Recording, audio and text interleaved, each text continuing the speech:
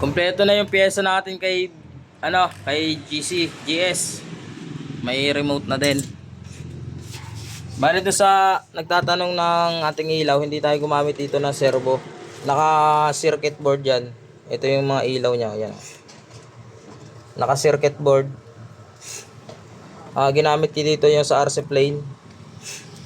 Yan, mamaya ayusin ko. Tinetesting ko pa lang si si GS. Tapos full charge sa atin siya mamaya. Na 12.8 na lang yung karga niya. Testing lang natin yung kasi sa Sunday natin siya si trial. Channel 3 yung kanyang ilaw, yan channel 3. Yan, nakailaw na yan, lights on. Dim light pala yung una niya. Hindi ko lalagyan na radar, dapat pala lalagyan ko na radar. Hindi nakasabay yung dito niya. Pang-apat na pindot yata yun.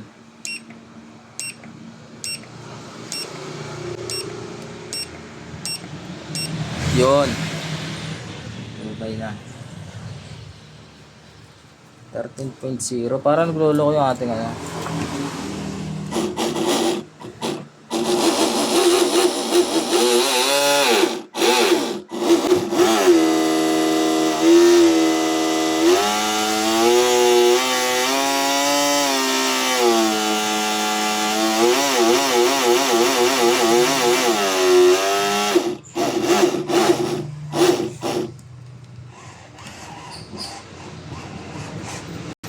mas smooth yung servo na nakikabit ko dito kaysa dun sa maliit.